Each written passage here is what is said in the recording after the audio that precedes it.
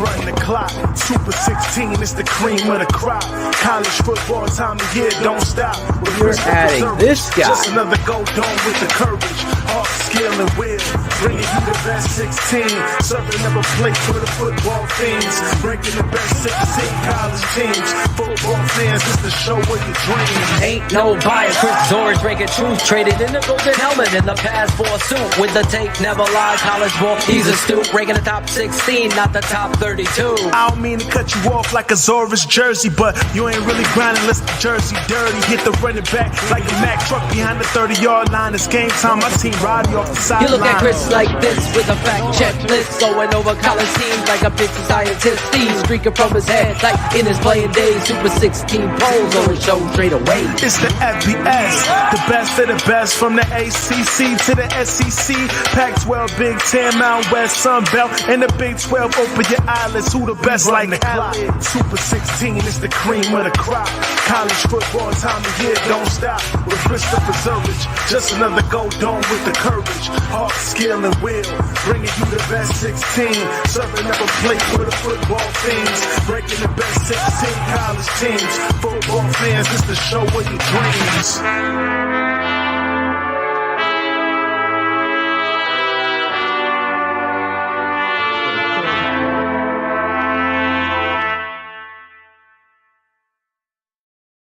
Welcome, everyone, to the Super 16 Poll Show special edition, special bowl season edition.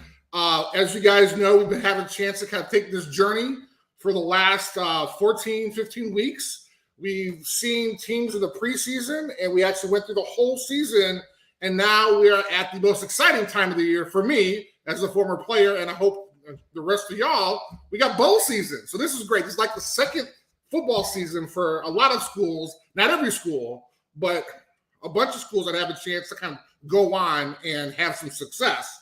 We have a great show for you, and it's really kind of exciting for me because I'm going to bring you a great variety of guests that have bowl experience playing, going to bowls, coaching bowls, and now the executive director of the bowl season, which we're going to have a chance to talk a little bit about, because now there's kind of this overseer, so to speak, kind of like the Darth Vader of bowl games in a very positive way.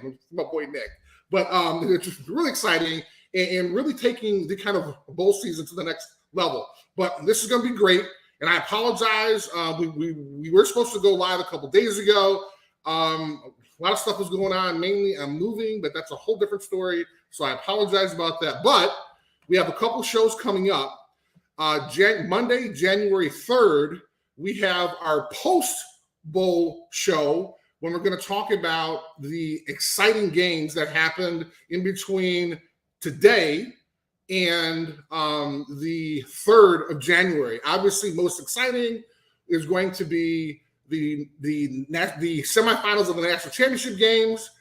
But a little bit more importantly, we're going to have Notre Dame playing Oklahoma State. So we're obviously going to have a chance to talk about that post that game. But then also, and there's more, January 10th, which is the national championship game, Phil and I and some guests are going to be hanging out an hour before the game. And then as soon as the game ends, we're going to go live as well to kind of break down and talk about all the excitement.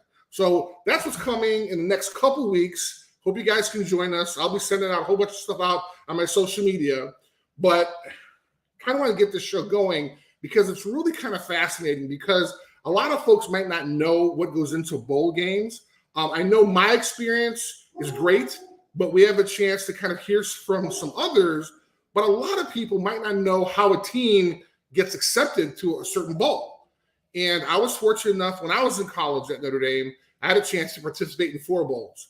And for me and one of our guests, we've talked about this off air, those are some of the most exciting moments for me as I was a player at Notre Dame. So you get a chance to kind of experience the different teams, but a little bit more importantly, you had a chance to kind of go out different town, had a chance to kind of mingle with the opposition couple times. But it was just really, really fun experience. And so I kind of wanted to share that experience with everyone else, because these are great opportunities for these young people, because as we've talked about on the show many times, everybody doesn't go pro. I don't care if you're at Notre Dame or you're at Western Kentucky, right? I mean, everybody's not going pro. And so a lot of times these bowl games are kind of the last time these young men are going to put on these helmets, these uniforms that they represent their schools. So that, in a sense, is one of the reasons why I kind of wanted to share this experience with you, but a little bit more kind of how a team gets selected, what the preparation is for a team. I know as a player how to prepare for it, but we're going to have a coach on who's going to talk about kind of what goes into having to prepare your team. And a lot of times people just say, hey, they turn on ESPN and all of a sudden they find out who's playing what team, but there's a lot that goes into it. So, for example, I know several years back when University of Notre Dame played in the Hawaii Bowl, I know for a fact they actually worked the first pick.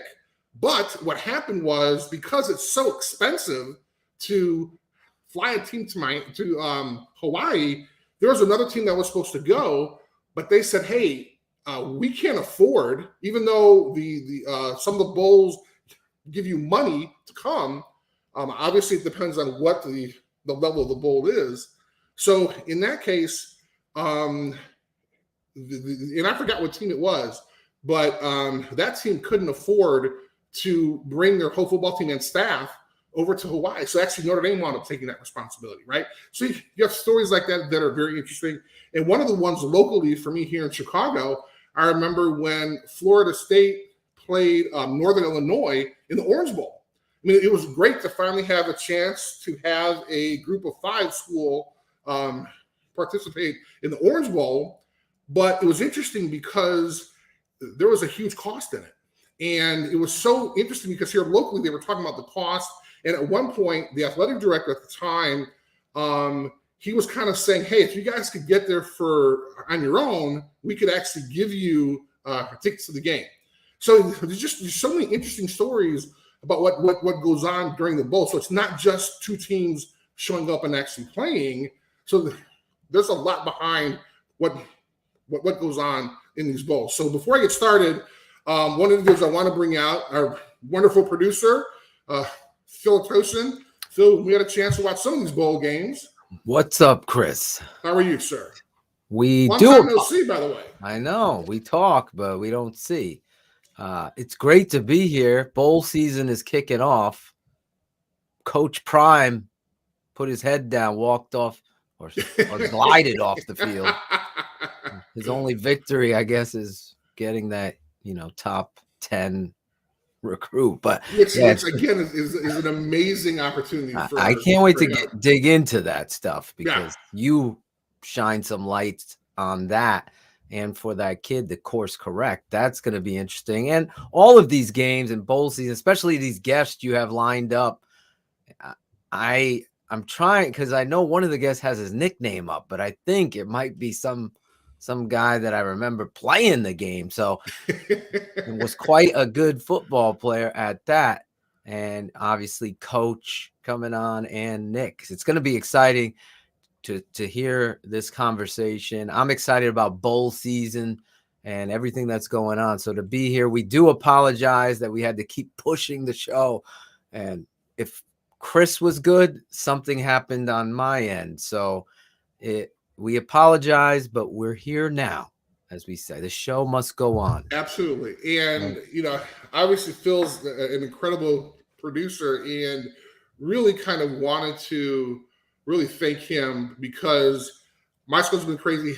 His schedule's been crazy. And, oh, by the way, we have wives that have Christmas parties that we have to attend, which they don't tell us until like the day before. And so I'm like, dude, I can't do it. So it's just been absolutely crazy. And I love my wife, and we have a family calendar, but apparently she doesn't look at the calendar a lot. So it's like, hey, we have a Christmas party tomorrow. Sets the tone. It's like anti-Coach Nagy. A wife should be the tone. Accountability all across the board. Speaking about Coach Nagy. Yes. Can Yes. you give us like maybe a minute and a half I'll of go what you under a experienced? minute. Under a minute. Is that possible? I don't even think that's possible. For me, it isn't impossible. But today, with the celebrity guests that you've lined up, you know, the Chicago Bears are in a terrible situation with, you know, what every coach in the country is dealing with. And you see it with the NFL now with the COVID situation. And I'm not talking about how poorly he's coached. I'm just saying the obstacle now is going to be, are they going to have enough players to line up? Apparently their secondary is completely down, all the way down to, you know, we're going to have to pull up guys from the practice squad. My father, as you know, being a head coach for 33 years, a Hall of Fame head coach here at Walter Camp and the state, he always taught me, you coach everybody the same. The next man up mentality has to be believed. It can't just be something you say. So especially when on the high school level, here on the NFL level, these guys should be, you know, coached up and prepared. And hopefully there's not a complex defense like Coach Minter's back in the day that the Bears try to roll out on national stage again, Chris. It should be a lot of fun. So that's my Nagy's just word salading along, and I just think it's a detriment. The Bears organization, as we said, they should have cut this tie a long time ago and kind of course corrected with the ability to scout the replacement and give yourself an advantage there. But we'll see how this plays itself out. I'm not holding my breath, though. Well, I have a huge shout out for the Bears this week. I was fortunate enough to participate with Bears Care, which is part of the Chicago Bears charitable arm. Yes. And I was out at a local veterans home on the south side of Chicago, which I did not know existed. I've been around the area, like literally it's around the corner. It's just absolutely amazing. And they had over about 200 clients there. And the Bears provided a lot of toiletries, blankets, sheets, everything that these guys are using, and men and women. And it was just kind of a great feeling to kind of, although I did not serve, having a chance to kind of tell these individuals, thank you for your service. And I know it's not a really big deal, but having a chance to kind of hear their stories and talk to these guys were just amazing. And so, you know, I just want to give a huge shout out to the Bears for allowing me to participate and really kind of opening my eyes to kind of what veterans need and the assistance that a lot of these folks need. Unfortunately, as with a lot of things going on in society, we just aren't taking care of the people that mean the most to our society. Yeah, it's a terrible situation. It's the one thing I think everybody talks about, but we really, if there wasn't veterans that have served this great country, then there's no football. There's no nothing. There's no nothing really. Exactly. So imagine. So it's sometimes you really do have to take a deep step back and see what you can do for some of these veterans. My father, again, had taught me a long time ago about the importance and how terribly, I know we talk about World War I, World War II, but the Vietnam veteran, how they were treated. I remember just listening to him and making it a priority if I saw somebody who had served in the Vietnam War, that I went extra out of my way to thank them, because I know they didn't get the appropriate treatment. Right. But that continues to be the case with Iraq and everything, and Afghanistan and the wars that we did. So it is important. So I'm proud of you that you continue to be that person that goes out of their way with the most important human trait, empathy, and deliver that to those men and women that have served this great country. So that's awesome stuff that you and the Bears are doing. So absolutely. Good stuff. Good stuff. So, although it's kind of crazy on the field, you know, I just want to let folks know that the Bears are still doing wonderful, wonderful things in the community. So that's really special. Awesome. All right. And Navy beat Army, and I was disappointed. Yes, we were cheering for Army. Talk about that. Yes. Oh yeah, exactly. Well, let's bring on our first guest. So we have Nick Carpenter, which I think is great because this individual is not only is he the man, but he actually got started way back when at Notre Dame. I mean, he was the ops guy at Notre Dame, and wound up being the ops guy for New England, the Patriots. So this guy has done a lot of stuff, but I think that one of his most important jobs now is having a chance to kind of represent the bowl season as a whole. We're going to hear a little bit about that, but he has an amazing podcast, and it's the Bowl Season Stories podcast. And he's had guests like Bill Hancock, the executive director of the college football playoff group, Tony Casillas, who was my idol when I was in high school growing up, kind of watching him, Tony Dorsett, Holly Rowe.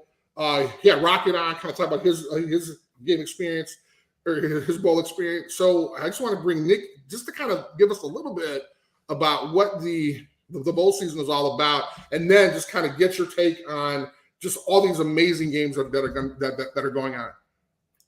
Chris, Phil, thanks for having me.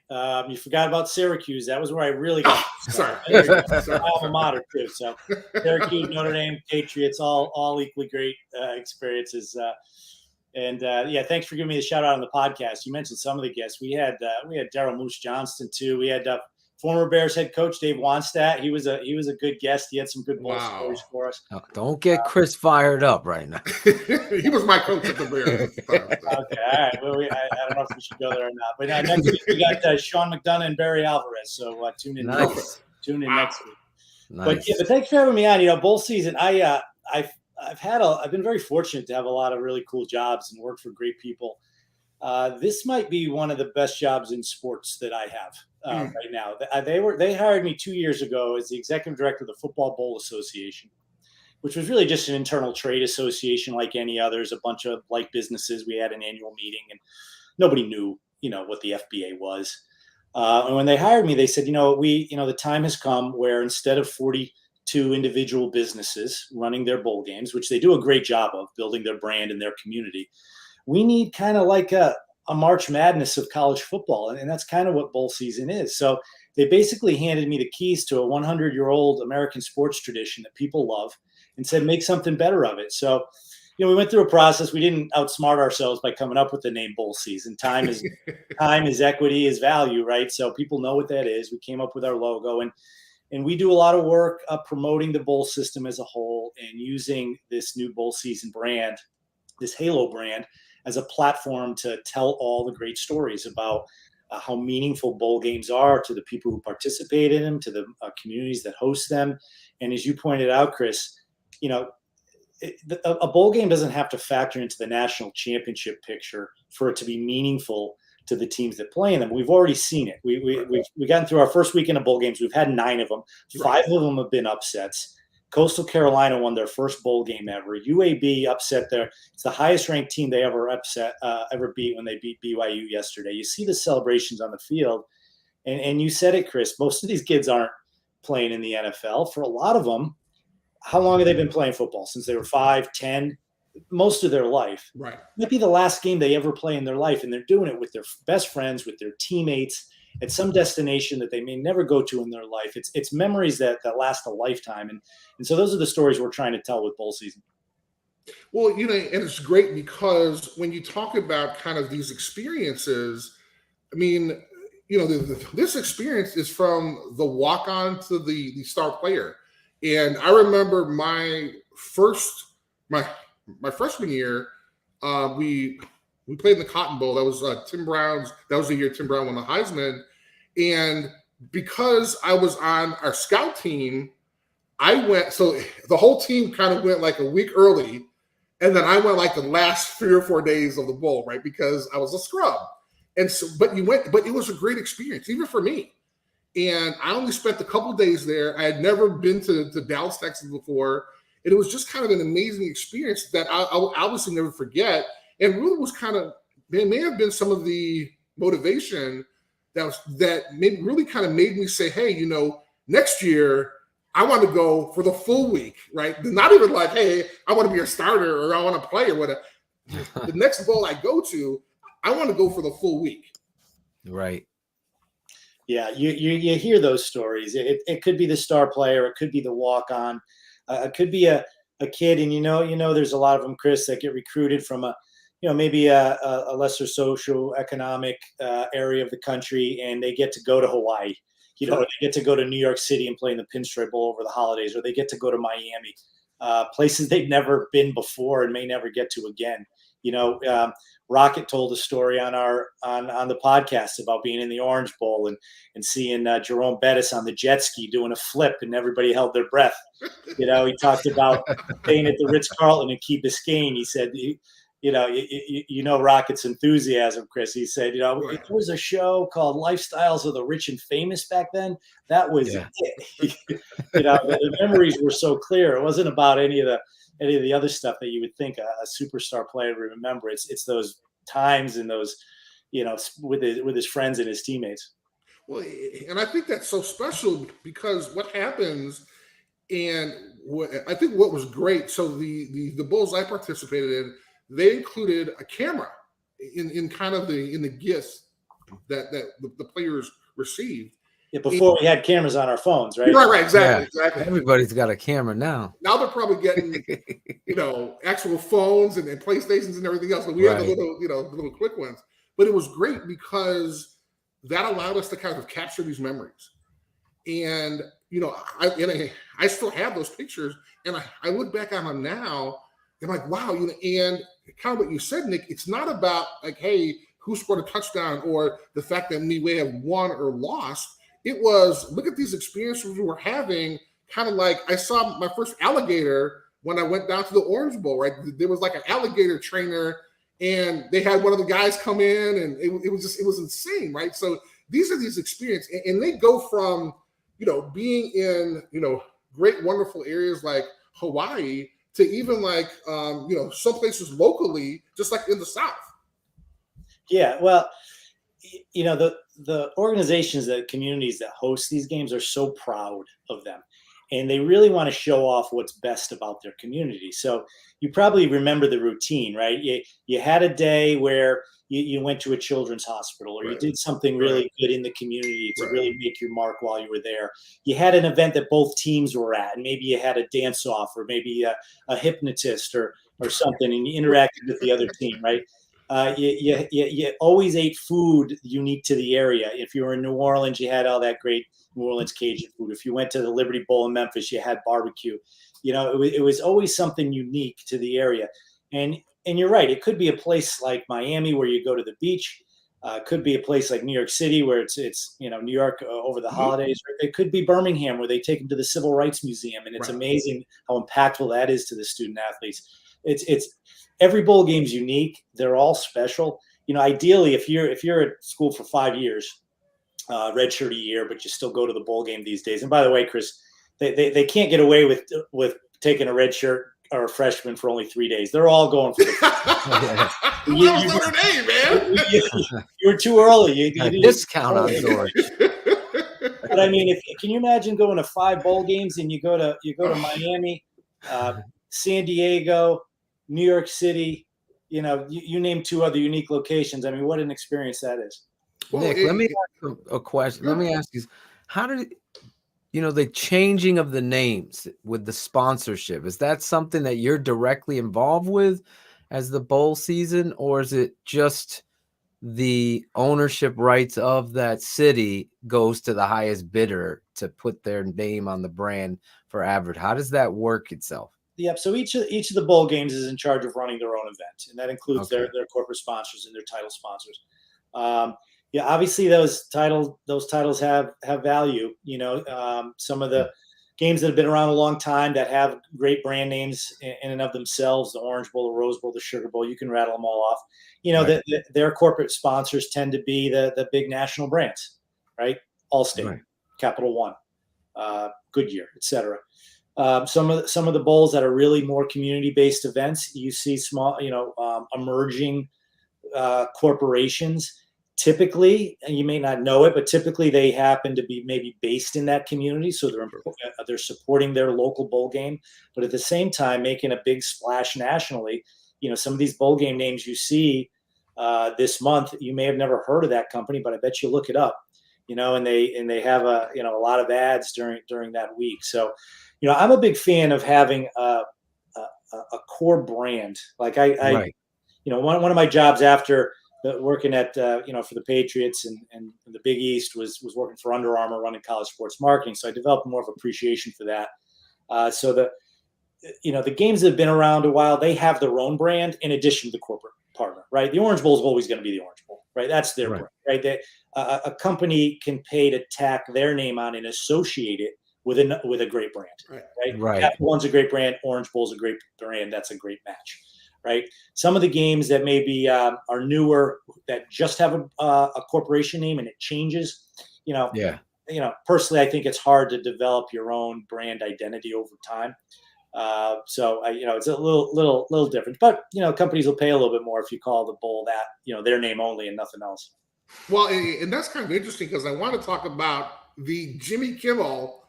What is it? The Jimmy Kimmel LA Bowl? Yes. Yeah. How did that go? How did that happen? Yeah. So this was the first year of the LA Bowl. The LA Rams actually own that game. Okay. In their stadium. So great opportunity for them to have another event in their beautiful new stadium that they don't have to, go acquire. It's their event. They own and operate it. Certainly they have enough money behind it. So whatever, in year one anyways, I don't know how long that deal is. They felt the promotional value of that was greater than a check at this point. So I don't believe Jimmy paid anything for that, but he was pulled in.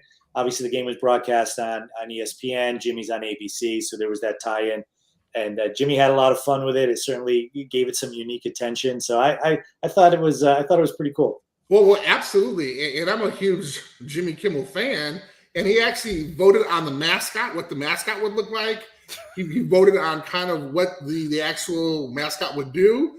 He actually had I think 2 days ago, he had both teams there. So it's really cool kind of having the chance to kind of really kind of experience that. And I remember way back like 500 years ago, I forgot what bowl it was, but we had a chance to be on the Jay Leno show. And so, he introduced each player of every team, and it was just kind of a fun experience. So, I mean, this is what kind of I'm talking about when you share these moments with your teammates. And I mean, these kids are never going to forget that they were on Jimmy Kimmel's show saying their name in like a little joke. Yeah, absolutely. I mean, you talk about experiences. I mean, how cool is that? I'd like to do that. And I could go on and on. Like, the famous Idaho Potato Bowl in Boise, right? Mm-hmm. I've heard guys say, you know what, I wasn't really excited to go to that game, but when I left, I thought about it the whole following week. I couldn't believe how much fun I had. For some of them, they went. What do you call it? Not jet skiing. That's on water, but snowmobiling. Snowmobiling. They went snowmobiling. They went sledding. They're like, I never realized how much fun that was. Wow. Right. I mentioned never saw snow probably in their life. I mentioned New York a couple of times, but they take them to the 9/11 memorial. They take the captains to ring the opening bell of the stock exchange. Wow. Yeah. Every bowl has that kind of thing. Well, and one of the things I want to talk to you about, Nick, was, okay, so my understanding is that, I mean, this is a complex situation, this whole bowl thing, because, I mean, who goes to what bowl outside of the ones that have the special selection, obviously the semis, things like that. But then what about like the ones that kind of, when you look at it, it trickles down. My understanding was about halfway through the season, there's a huge conference call with like a billion ADs. And they kind of go back and forth, and they're kind of talking about, is that what happens? I mean, how are these teams selected? Chris, I love you, but that's not at all what happens. Okay, please let me know, because all my information is wrong. Yeah, no, and I don't mean to bust your chops. No, that's fine. Most people don't.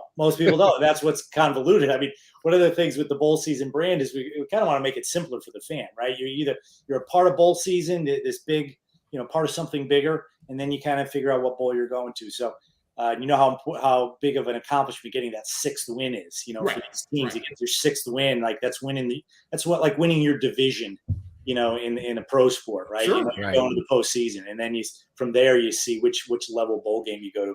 But so every bowl game has a contract with two conferences. So it's a you can imagine the negotiations going on before a cycle, right? Usually they're 4-year or 6-year contracts, and they're all kind of in sync, all lined up with the playoff when that starts and ends, that, those contracts. So the SEC has contracts with 10 bowl games, the ACC the same, so they kind of have their bowl lineup.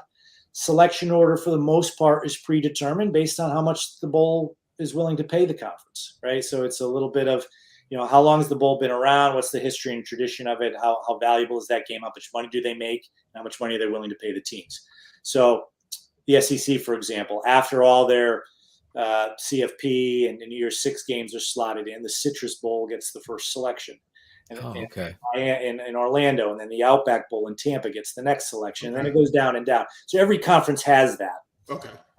So personally, I'd like to see a little bit more flexibility. Maybe there's groups of conferences tied in with groups of bowls, because sometimes if a conference has a really good year top to bottom, they're matched up with a conference that happens to be a little down, the fourth team from one conference might not be a good matchup for the fourth team from the other, and maybe you can pull in a BYU or somebody like that had a really good year.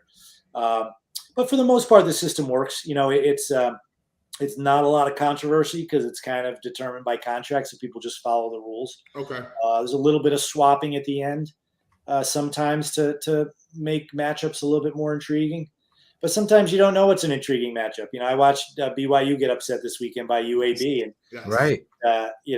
BYU was feeling like they should have been in the New Year's 6 games, and they surely didn't do anything to prove it that day. So, it's always something interesting in every bowl game. Well, and then it's the $5,000 question for Notre Dame fans. I mean, do you feel that because of the kind of alignment that the bowls have with conferences, I mean, where does a Notre Dame team that may have only won, maybe 8 or 9 games, I mean, outside of going to New Year's 6 or have a chance to compete in CFP, I mean, what happens when they only win 8 or 9 games? Yeah, so that was a problem for Notre Dame a little, not too far back. But once they partnered with the ACC and played basketball and all their other sports in the ACC, independent football, as you know, part of that arrangement is that they're a part of the ACC's bowl lineup. So those ACC contracts I mentioned, the 10 of them, if Notre Dame is not in the CFP or the New Year's 6, one of the ACC bowls can select Notre Dame when it's their turn to select. So Notre Dame is pretty well covered. You look at the ACC bowl lineup; those are the bowls in an 8-win season that Notre Dame could go to. That's how they ended up in the Pinstripe Bowl a few years ago. Right. Okay. Well, and then along with that, Nick, and it's funny because I remember reading an article, and it was somebody that was covering the ACC, and they were saying that a lot of the coaches in the ACC were kind of pissed because that last team got like the one team that Notre Dame came in, the last team actually didn't have a chance to go to a bowl game. Yeah, so I lived that as well. When I was the deputy commissioner at the Big East, you remember they were in the Big East and all this. Same arrangement as they have with the ACC. They played basketball in the Big East and soccer and everything else, and they were a part of our bowl lineup. So inevitably, I think after the BCS, the Gator Bowl had to pick, and if West Virginia felt like they should have gone to the Gator Bowl and Gator Bowl took Notre Dame instead, I got a lot of emails. You did. Yeah. But the trade-off is, Notre Dame scheduled a lot of our teams. Sure. We were a great member, of the basketball conference and all of that. And, the details of any agreement do not matter to a coach when it comes bowl selection time. Right, exactly. Coach Minter can probably echo that later on. Right. Well, the coaches are like walking into the AD's office, like throwing papers out, like, this is bullcrap. This is crazy. This is not fair. How does that happen? So I can totally understand that. One of the things I wanted to ask, and I've been kind of following kind of the whole kind of what's going on in the semis.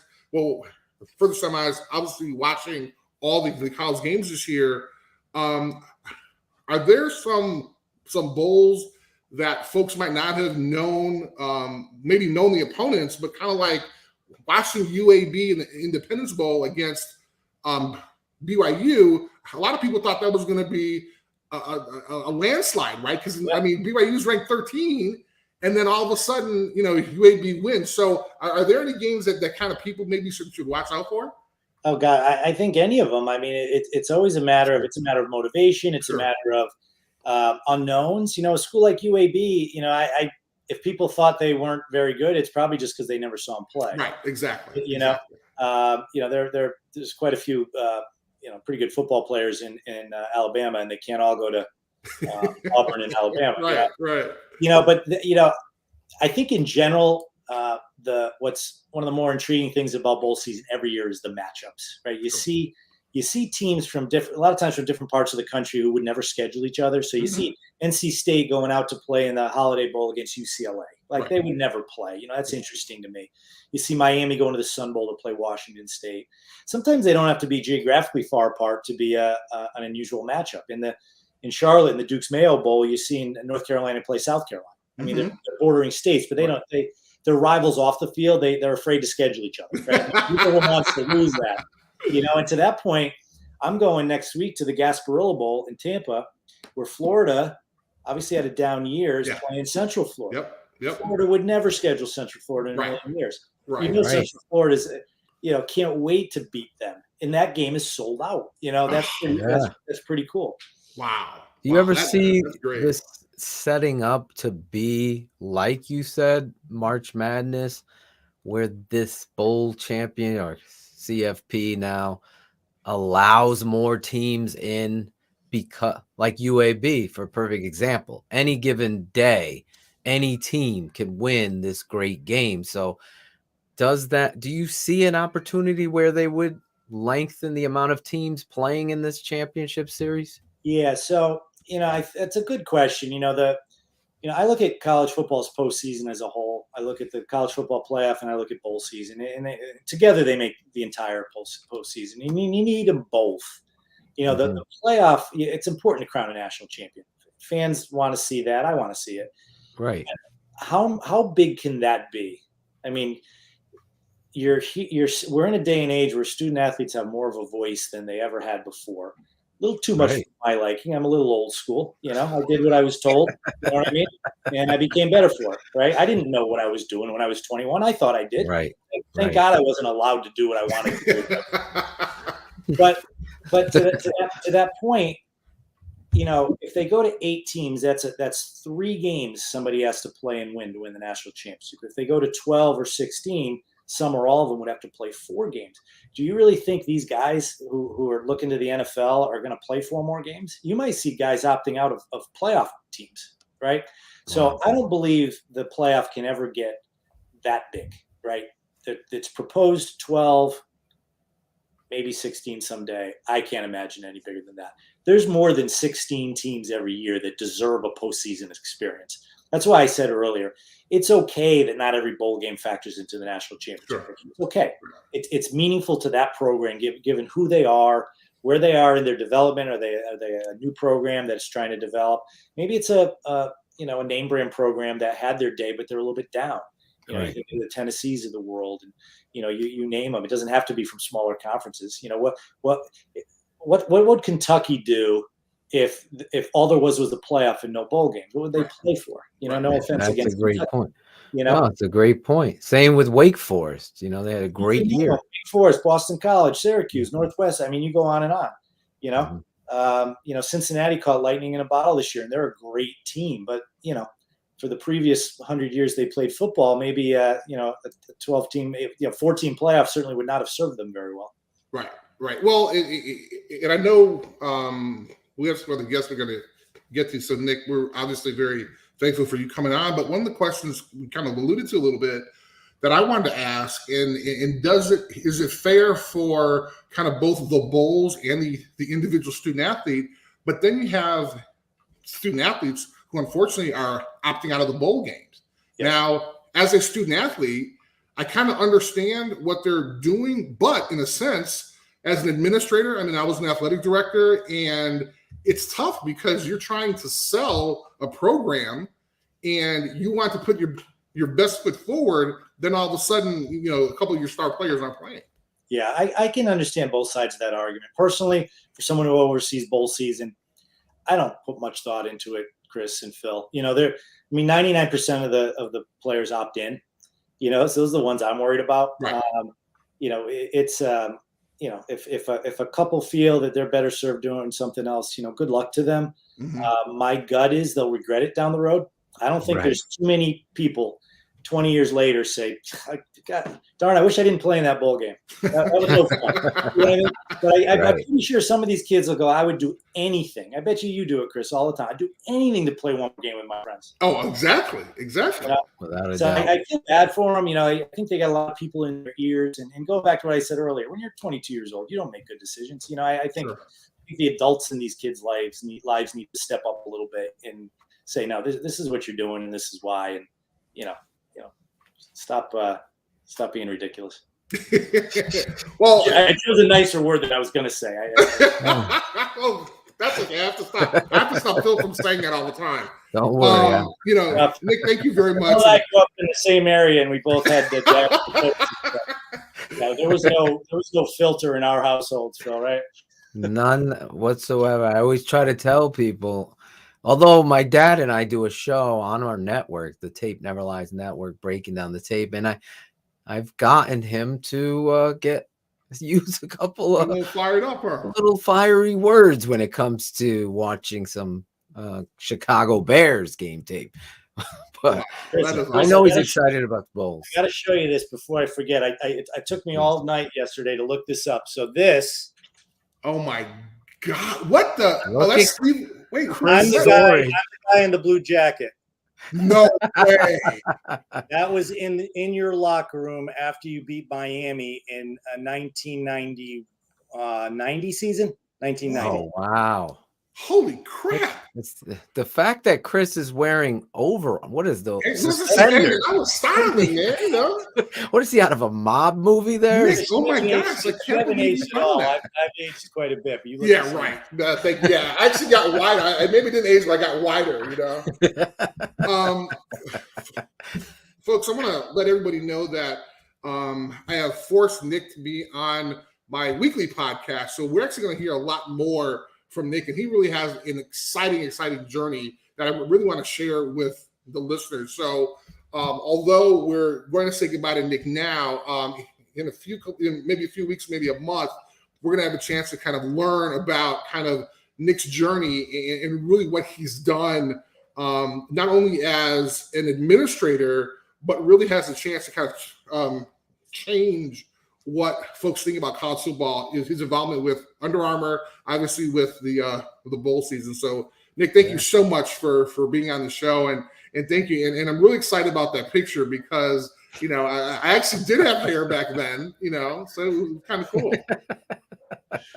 I just thought I'd share that. Guys, thanks for having me on. I never get tired of talking about bowl season, especially with guys like you. This was a lot of fun. Appreciate that it. That is a small world. That's crazy. I got to get Nick to come on our show, too. Nice. In the off season. Guys, anytime. Yeah, I get asked for a lot of things, just like you guys do. I'm a little picky, but, but I put it this way. Somebody said this to me once. I do a lot of things for people that I don't like. If I'm asked to do something for somebody I do like, it's not easy. I love that. Is a knockout statement. That's a mic drop statement right there. Honestly, Nick, I can't wait to tell my dad. I'm sure he's like, oh my God, I know his dad and everything. It's such a small world.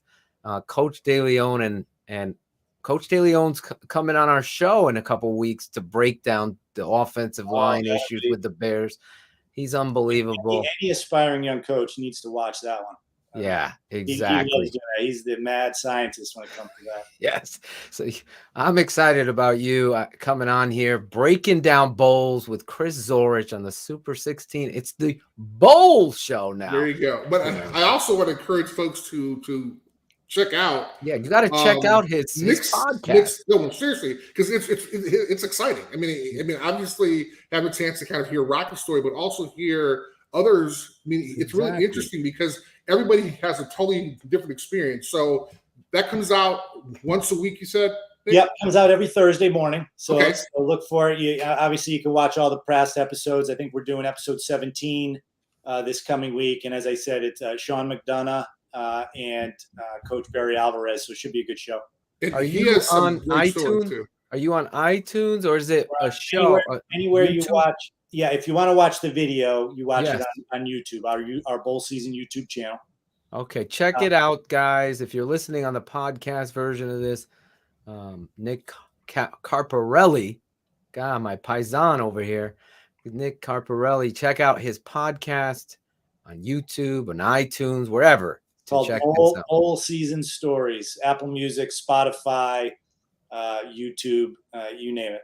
And it's really phenomenal because you get a chance to kind of hear a lot of kind of older guys kind of talk about their experiences and how much fun they had. And you can really hear it in their voices because now we're all kind of older. And, as you mentioned before, Nick, we kind of wish we had that one last game to kind of play, but having a chance to kind of relive their bowl experience is really amazing. And they have some great on the field stories too. We focused a lot, but there is a game, and a lot of them are really memorable games and memorable plays that these guys have. So check it out. I think you'll enjoy it. That's absolutely wonderful. Ladies and gentlemen, Nick Carpelli, thank you so much for being on the Super 16 Bowl Show. Thanks, Thank guys. you so Take much. care. Bye now, Nick. The great Nick Carparelli from Connecticut. Connecticut. I didn't even know that. Ask him about Modern Pizza. I forgot about that. That's right. Doubled and tripled That's down. right. Maybe Frank Sally's. I could see Sally. He's laughing. Yeah. So we'll have Nick on to talk pizza with him. When Zorich comes out, Walter Camp. There you go. We'll get over to Modern Pizza or Sally's. Maybe we'll try Sally, but Modern to me is number one. But we can have a debate about that. So I'm actually going to bring on Bertrand Berry first, but also it's kind of interesting because our last guest, who was a coach at Cincinnati for 10 years, and I want to bring him on because I want to kind of talk about kind of what that process is for a coach prepare his team, for the bowl. But also actually Bertrand actually was at Notre Dame the same time his defensive coordinator, Bertrand Berry. Rick Minter was there. So we're going to have a chance to kind of talk about that as well. But first I want to bring on Bertrand, who currently has a podcast. There he is. It's the Train and Gross podcast. Am I right? All right. That's right. That's right. He is a 12-year NFL veteran, Notre Dame alum, Fiesta Bowl participant, which we're going to talk about. And it's, really exciting because I kind of want to get your take on kind of what that bowl experience was for you, if you can remember back that far. I can definitely go back that far. It was a great experience for me being able to get down to that game. We were playing Colorado, a team that was, I think, number 3 in the country. They had the Heisman Trophy winner, Rashaan Salam, that year, God rest his soul, and they were loaded.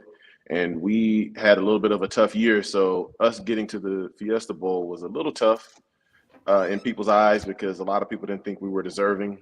Okay. And I know for us as a team, we really felt like it was an opportunity to really showcase ourselves against a quality opponent. And we had some tough games that year, and we felt like this was an opportunity to kind of rewrite the ending and give ourselves a chance to get some momentum going into the 95 season. So it didn't quite go as planned, but man, we had a great time in Phoenix, and we stayed at the Butte Hotel. Yeah. So, and it was a lot of fun, man. It was a lot of fun. And who knew all these years later, I'd be right here in the same city as a washed up football player, just kind of living life now. But I think it's exciting because you've had a chance to experience the Fiesta Bowl. Yes. And really talk a little bit, even though it may have been a couple years ago, I mean, a lot of things they do are still kind of the same. As Nick mentioned before, there's a dinner where both teams get together. I mean, do you remember any of those experiences? Can you share with our audience those experiences? Oh, of course. I remember getting together. Cordell Stewart was the quarterback, and I remember being on stage, and I remember Charles Barkley was one of the guest speakers. Wow. He came in to the dinner where we both were Right. together, and if I'm not mistaken, it was Coach McCartney's last game. Okay. And they wanted to send him out the right way, obviously, and they were disappointed because they had just lost to Nebraska in that big rivalry in the Big 8. You know, before it was the Big 12, Big 8. You know, so we're dating ourselves right here. But I just remember looking at their team and man, they were an impressive group. They had a lot of great athletes. They had, I believe, of all of the major awards, I think they had like 3 or 4 of them. Wow. As far as individual winners, Right. I think they had the Bolitnikoff winner and the Jim Thorpe winner, and I forget all of them, but they came in with a lot of credentials, and unfortunately the game played itself out in that way. They showed why they were the number 3 team in the country, and with the motivation of sending their coach out and us having a down year, it was just a tough situation for us to overcome. But man, the off the field was a great experience. I enjoyed my time. The only thing that I wish I would have done differently, and I think I can speak for the rest of my teammates, is, you know how when you go to a bowl game and you get a certain allotment of gifts from the bowl game? Sure. Well, the year after that, we decided that we would take the money as opposed to the gifts, and we would put it into getting a ring. Oh, wow. Okay. Because the gear itself was a little challenging, you know. Right. You know what I mean? And they skimped a little bit on the swag. Well, you're being very kind. It just didn't look. It just didn't look good. You know what I mean? It wasn't something that you were gonna wear out. You know, all the different colors and the big logos on the on the chest. Yes, I remember that. Fiesta, wasn't it like brown and? Well, it was orange and yellow. Yeah, that's it. Oh, it's crazy. Who was the sponsor of that? Fiesta? Was it Tostitos? I don't even back when we did, I think it was it the Fed? No, I don't think it was FedEx. I think it was Tostitos. It may have been Tostitos. It may have been. Yeah, because it had a weird color. Oh, that orange and brown and yellow. Do you still have it somewhere? No. No. See, the thing was, I always gave all that stuff away. Right. So I talked to the upperclassmen. I was like, look, why don't we just get something that we remember? Like, yeah, the gear is cool, but I'd rather get the money and put it into something that we'd all have forever, that we could all share in common. School would do this. Like Notre Dame would say, let's give them a ring, get in a bowl. Actually, because there's an allotment. I think it's like $320, or at least. I was right. Look at back then. It was back then. Justine King. All right, thank you, Justine. Jumping in. But it's kind of interesting because they wound up getting like every gift possible for like the $320, right? And so I remember, and I think this is going to be a great segue to bring Coach Minner on in a minute, because I know Lou had some say over like what we got, but at the end of the day, it was kind of like I still have it, but it was like this cheap kind of watch that like I think kind of lost time. It wasn't like I don't even think it was a Timex, but what they were trying to do though was get like enough gifts as possible for like $320. And I'm like, you know, can't you work out like a deal with like, but I don't know if the NCAA allowed that. You know, it was like, can't you work out a deal with like getting like the best price for like a nice watch? So the deal was, Chris, if you remember, we got so much money from the bowl, and then we got so much from the school. Right. So the watch was always part of the school. Okay. They always gave us the watch, and the bowl games gave us, you know, $300 worth of whatever they deemed, right. Okay. You know, fitting for us Chips to have. And salsa and a sweatsuit. I mean, but it was the like the rain breakers, like, you know, the windbreaker type jumpsuit. Yeah. You know, I mean, you know, every time you made a move, it made noise. So you weren't sneaking up on anybody. You know what I'm saying? Turbo and Ozone was perfect for them, but it wasn't. Bertrand. All we needed was the broom. We just needed the broom. You know what I'm saying? Wow. That is hilarious. Yes. That is hilarious, man. Bertrand Berry, former Notre Damer. Now listen to this, Chris, as I'm doing in 97, drafted in the 3rd round, pick number 86 by the Indianapolis Colts. The Colts took him. Then you went up to Canada and played for the Eskimos. Had a cup of coffee. a cup of coffee, and then came back to the Broncos, and then finished up having a tremendous career with the Arizona Cardinals, who are playing. They lost today, Chris, to the Lions, for God's sake. Lions, 1-win Lions pull a huge upset in the NFL. Bertrand. I always wanted Bertrand to be a Bear, but that never. I got a story about that. Go ahead. Wait, tell me real quick. So I am a free agent in 2003. Yes. And I am talking to a few teams, organizations. I'm talking to the Cowboys, I'm talking to the Cardinals. And the day before I signed with Arizona, I get a call from Lovie Smith. And he's like, man, I know we're late to the party, but we would definitely love to talk to you and gauge your interest and all these other things. And I'm not even going to lie, like the way that he came at me, it felt so off. I felt so put off about it. I mean, sure. I basically curved him.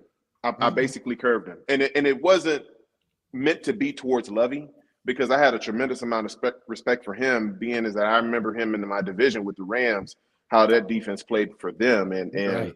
I knew what he could do with pass rushers and guys that could get after quarterbacks. So it was the one chance I got to be recruited again. Yes. And the fact that they were so late to the party, I just left a bad taste in your mouth. Yeah, it left a real sour taste in my mouth. So, I always wanted to apologize to Coach Smith for that, because, I didn't handle that the right way. But, they actually were a team that was going to give me a tryout when I first left Edmonton.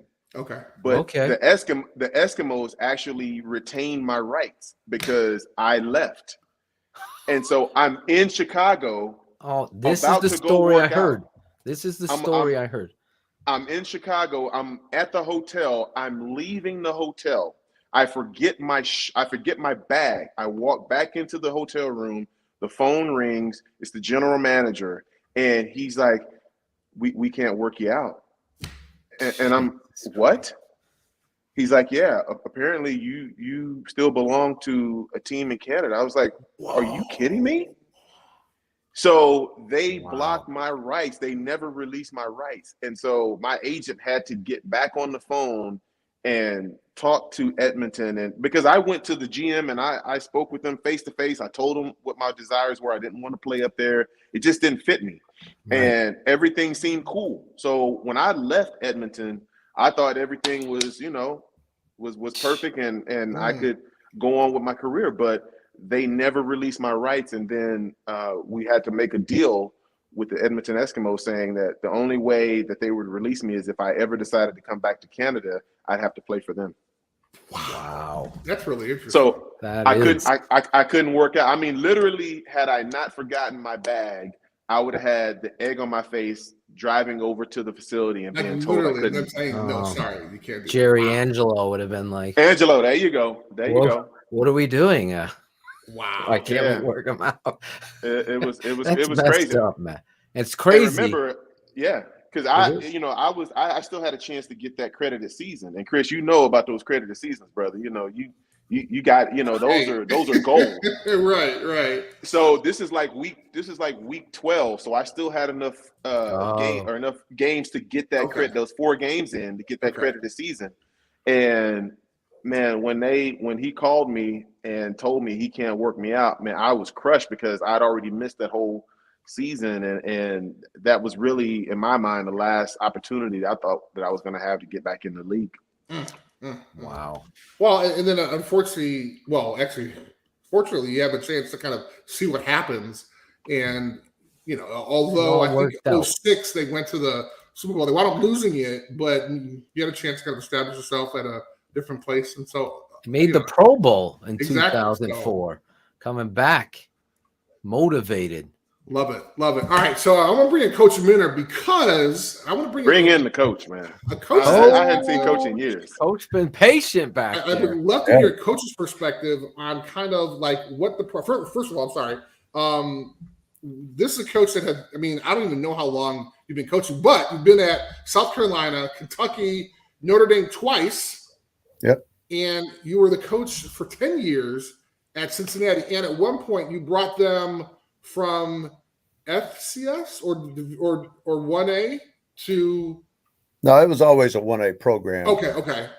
We took them from being a major independent into the that's what it was. Alliance, 94, 95. And then in 96 was the inaugural season of Conference USA.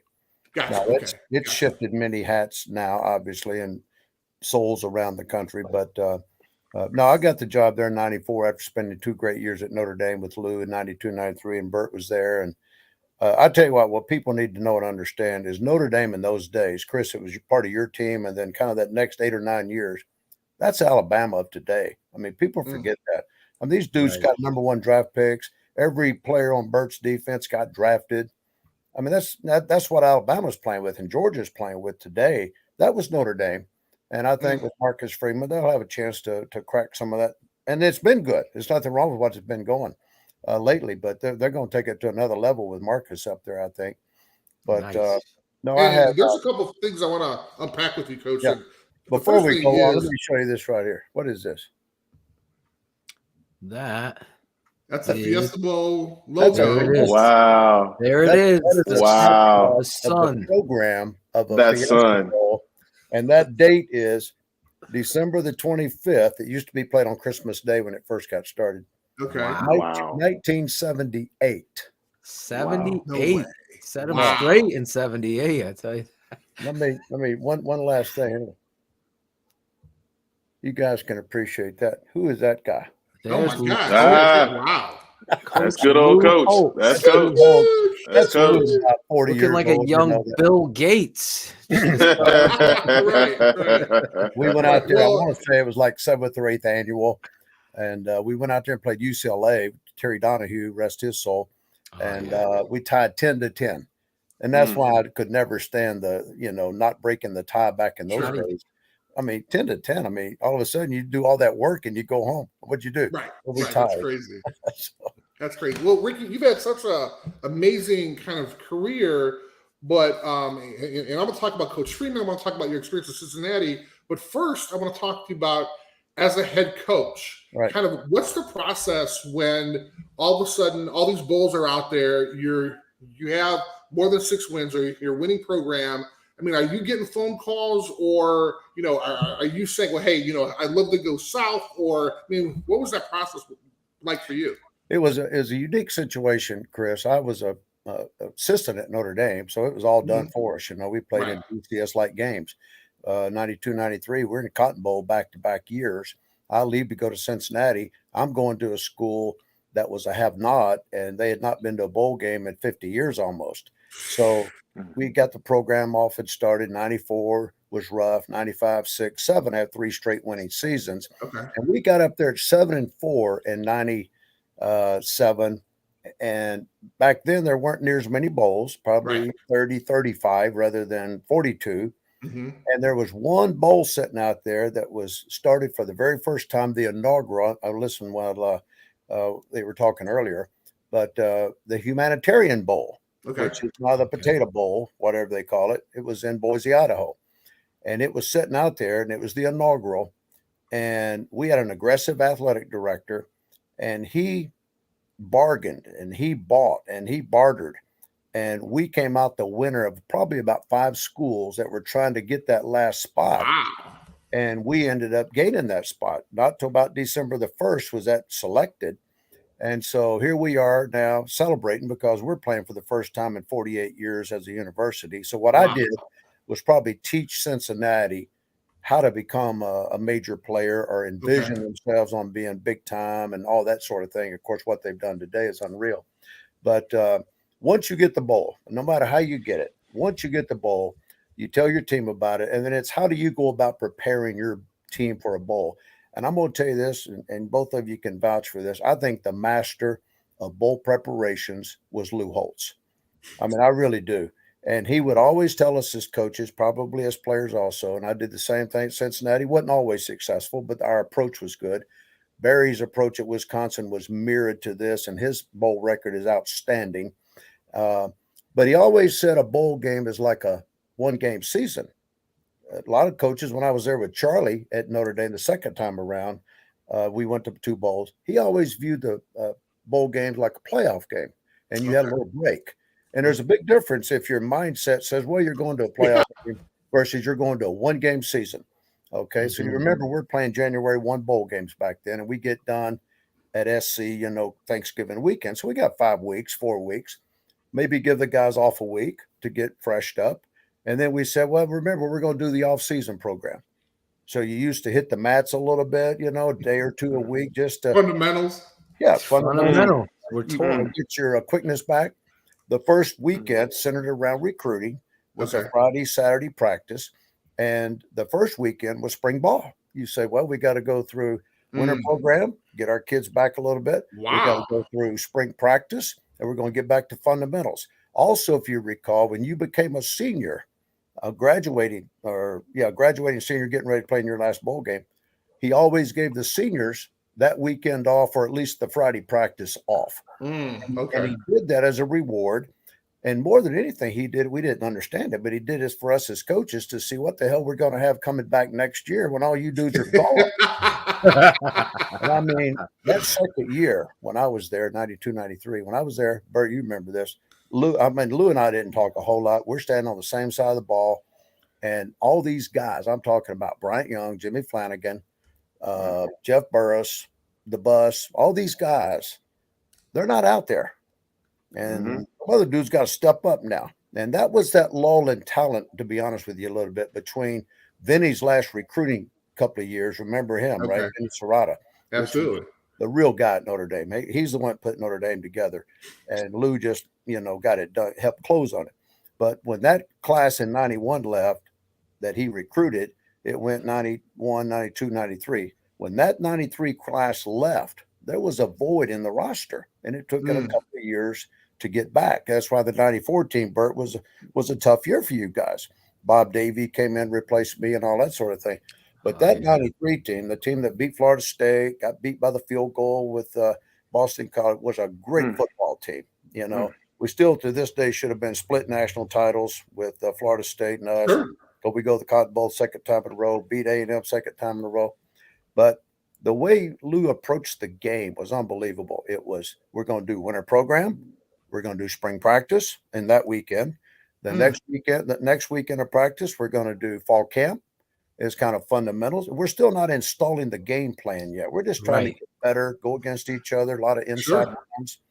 And then you start doing, 2-week install. So you start doing a week of install and you get that done. And then you have that final scrimmage, right, on campus before you break. You get about a 4 or 5 day break, go home. Then you guys are going to rendezvous in Dallas or Fiesta or wherever. Notre Dame could afford to do that with the payouts of the bowl games and everything. And when we showed up in Dallas, then we were in a game week mentality. And when we went down there, this is Lou, but when we went down there was no taking the pads off and going light for 4 days in a row. Yeah, I remember that. We're doing our typical Tuesday, Wednesday. We're doing some live hitting, but Lou Holtz's team, and both of you played in Lou Holtz prepared teams. You can never say they were not physically prepared for a bowl game. This day and age, you say, what happens to a team that gets 5 weeks off, 4 weeks off? They quit tackling. They're sloppy. They're out of condition. Sure. It's lots of ways of getting there. I'm not criticizing on how you do it, but I was always proud to say that a Notre Dame team or a Rick Minter prepared team, a Barry Evilwest prepared team was tough, hard-nosed, physical. Look at Urban Meyer. And I know Urban's been in the news lately and all that stuff, but he was a great bowl guy in college because he's a Lou Holtz guy. They worked their tails off in all those preparations for national title games or playoff game, whatever they ran. But you never said, oh, Florida's defense or Ohio State's defense can't tackle. They got to get up to game speed. Those kind of teams came in there humming, ready to go. And I still think Lou is one of the very best guys to have a blueprint for how you prepare a football team to literally play in a bowl game. It depends on the time. If you have 5 weeks, that's different. I remember probably my last bowl game at Cincinnati was 2002. And we had gone out to Hawaii. We had played Ohio State. Our season got pushed back. We played a December 6th ball game in Greenville, North Carolina last Friday night TV telecast to win the title of our league, Conference USA. Wow. So Okay. we beat East Carolina and won the championship as a co-title with Gary Patterson down at TCU, but they Okay. were 10-1 co-champs, and we were like 7-6 co-champs. Okay. Took them to the Liberty Bowl, which would be the more prestigious to our league, Conference USA. That was our home spot. And we ended up running down to the New Orleans Bowl, which was played just last night. And Okay. but the problem was we only had like a week to prepare. It was like Oh, wow. it was on like the 16th or 17th. It was like a 10-day break. And I had exams to work in, Ugh. give your guys a break. You got to get your exams. And I ran up to Cincinnati 2 or 3 times this year to watch them play and connect with my old guys and everything. I remember that we practiced 4 times for that bowl game, 2 on campus and 2 That's in the all park. 4? We had 4 practices for the bowl game. And I tell you what, we played that way. Particularly when we took our dudes down to New Orleans. And maybe they participated a few, in a few night curfews or something, but we just got our butt ran over by North Texas, who was a more strong, more physical. But it was all about preparation. We just didn't have the time and go through our ritual of a Lou Holtz style preparation. It was all due to time, not know-how. It was just time. Sure. Bert, can you remember? I mean, can you think of only having 4 practices before a bowl game? That's crazy. No, we had 4 practices A week. down at the bowl site. So we got after it. We had 4 at the bowl site. So there was no taking a pass. I distinctly remember being in Dallas and family wanting to come and visit and all that kind of stuff. Because as y'all know, Coach Minter is a fellow Texan like me. That helped. And I tried to get with him, but my schedule, I was exhausted. Like I didn't have the energy to go and hang out because our practices were pretty intense. So I remember not taking the time off or not having those fluff practices where it's just shirts and no, we didn't have any of that. We had pads on. We were getting after it because we had bigger aspirations. We were fighting for a national championship. Right. The other thing, Chris, from a coach's standpoint, now the players have one view of a trip, like Bert just said, and the coaches have another. Lou would always tell us directly, "Hey, dudes, we're going on a business trip. We're not going to a bowl game. We're going on a business trip." And you try to have the players practice and then entertain and do their, you had like 3 or 4 major events that week. I remember the Lowry Beef Bowl. Yep. We went out to a steakhouse. I remember down in Dallas, you all met up that opening night. I think it was some kind of like a fan fest, and it was over there in the corner. It was, you're in Texas, number one, Bert, that, but those kind of like those strongman contest things, where you punch that thing and you can like a carnival, very carnival. But now you're going to see who's got the biggest, what, because you're going to pound these things, and all your girlfriends are hanging out. But it was fun. It was a great experience. But as coaches, we had to really balance between going back at night, doing some film work, getting our scripts ready for the next day and all that sort of thing. And still tried to manage your families who were there and tried to entertain them. And they're great experiences. I mean, everything that you guys have talked already about the bowls are wonderful. And I'm glad that you had on there, who was it, Chris, on there that talked about it as I'm sorry? Nick Carpenter. Yeah, I'm sorry, Nick. As a bowl season, I've always advocated that. I said NCAA basketball has got the right answers. They spread everything out. They put it on different networks. They make sure your team never gets missed. Mm-hmm. For the longest, college football wouldn't run that way. Right. You step on each other's toes, put about 6 games on one day, and all you're doing is killing the fans and the viewing audience. So now that thing has got a little method to their madness, and it's all laid out, and this team. I sit here yesterday and watched 3 bowl games because you can watch them all with some coordination. And so I think, Nick and his crew have done an outstanding job of kind of coordinating this. And then, of course, the bigger bowls, are going to gain more attention. And I don't necessarily like it that players are opting out of these bowl games today, but that's something they have to live with. Mm-hmm. I do think, Chris, you're right when you said that someday they'll regret that. 20 years, it may take a while, but someday they'll look back and say, man, I wish I'd have played the quarterback from Pitt, right? That guy was on the Heisman stage last week, and now he says, and they won the first ever ACC championship for Pitt. and he's not going to play. And That's again, that's his personal choice, but I'm right. certainly not for it. Well, Coach Minna, as a head coach, so kind of going into you've accepted a bowl bid. So, I mean, how do you manage the assistant coaches and their families, your family coming down? I mean, is it one of those things where like, okay, so from this time to this time, we're practicing, we got meetings, you have maybe 2 hours in the evenings, maybe 3 hours to hang out with your family, and then it's back to the team. I mean, what was that experience like?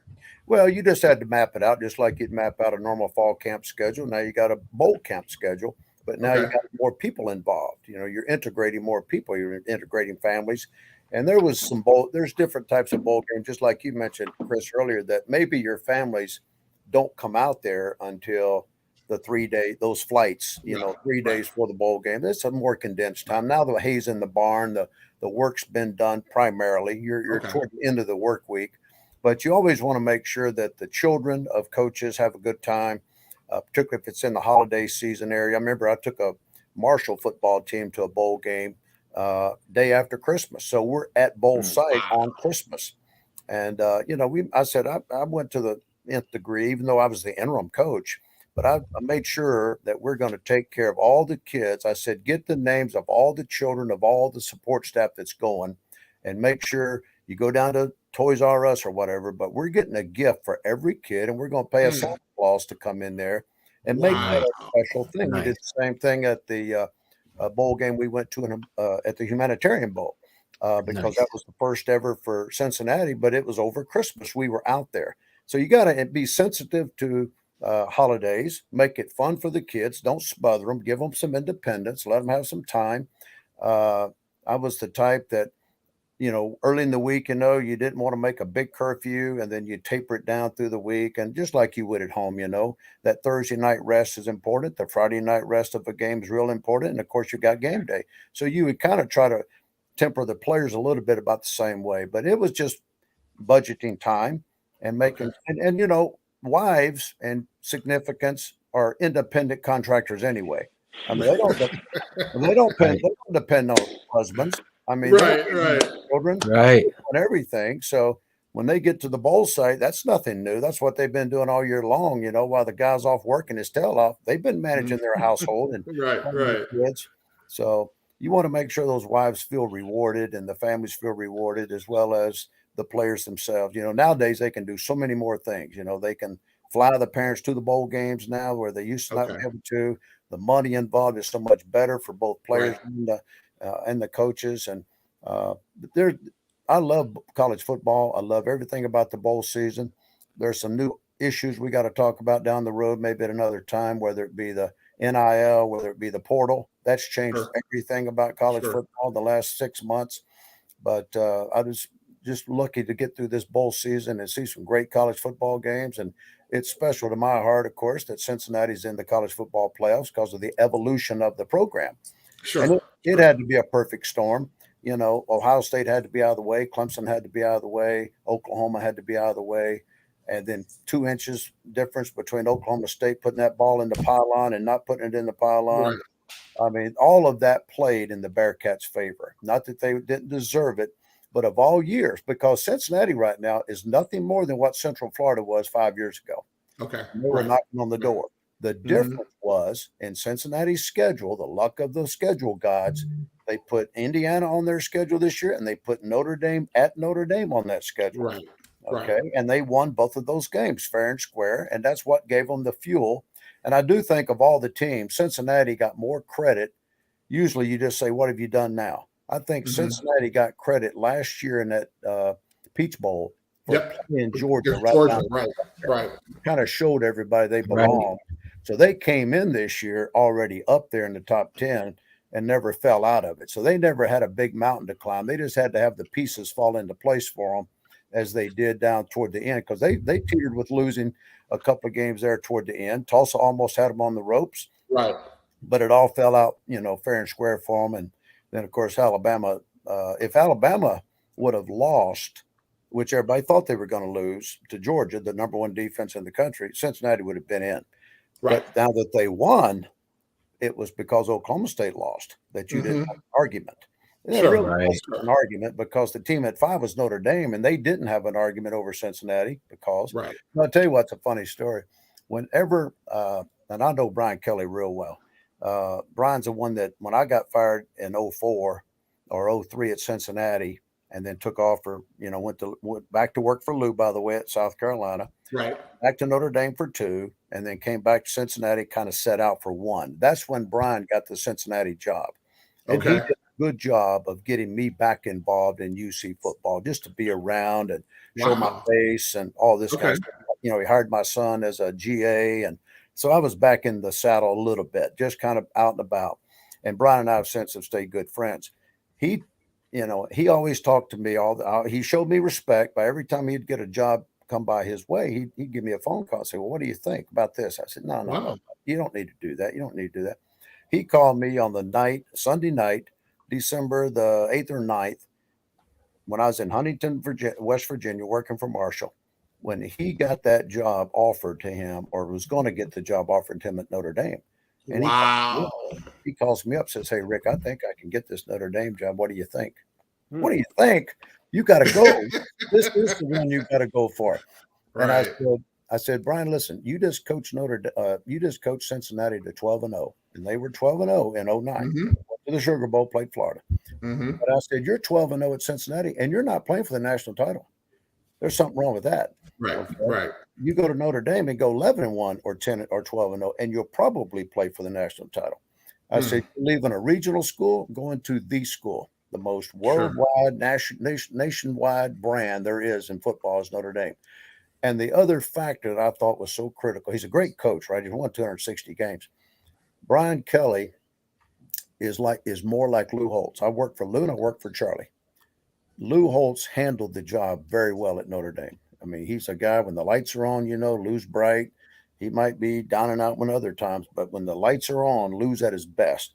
Right. And he was called upon to do anything by Notre Dame. He did it. I mean, that's 70, 80 speeches a year around the country, around the world. Right. Charlie, I won't talk as much about Charlie. He wasn't the same. Wasn't the same availability. Right. Same approach. He'd come out of the NFL, in fairness to him, and he just thought it was like running an NFL team where you just take care of the team. Don't worry about all this other peripheral. You can't do that at Notre Dame. It requires a whole lot more. And when it was Brian Kelly, I said, Brian, you are the guy for that job, because he does have the personality and the language and the style and the charisma and the class to handle that job. And he did a good job for 12 years handling it. He had to correct himself. 4 years ago, 5 years ago, he did a self-evaluation. Since then, he's had 4 10-win seasons. Why he took off, you could argue why, Sure. I guess 10 years, 100 million had something to do with it. Of course.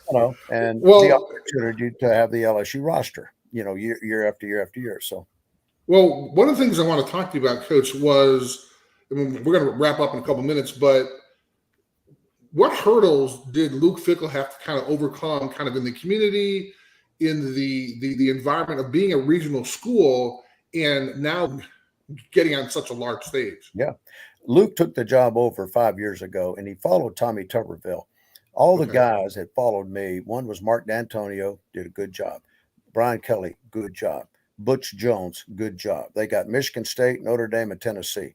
Tommy had already been at the mountaintop. He was a good coach. Auburn, Ole Miss, Texas Tech. Tommy came in there, but kind of treated it a little bit like a retirement job, and then they retired him. Okay. So he stayed forward, kind of ran it down. Luke takes over. Luke is the perfect Ohio man. He's never lived outside the state. Him and his wife are great Catholic people. Cincinnati is a wonderful Catholic town, about 75%. They got great school systems. So their family fits the culture of the city of Cincinnati. They love it there. He is all Ohio Midwest in his approach to the game. He learned under Jim Tressel and Urban Meyer. Two of the very best technical, fundamental, technique, hard recruiters, organization. He learned all that at Ohio State. He spent a lifetime there almost. So he was exactly the right man for the job. They run the strength program exactly the way Mickey runs it over at Mickey Marotti started with me. He goes to Notre Dame and spends 8 or 9 years. Right. With Charlie, he goes with Urban to Florida for 6. Right. Then he comes with Urban back to Ohio State. So everything in the strength room that was always great with Mickey Marotti and the Cincinnati, Notre Dame, all the way through, is at Okay. Cincinnati now. So Okay. they were a tough, hard-nosed, physical, kind of a defensive mindset.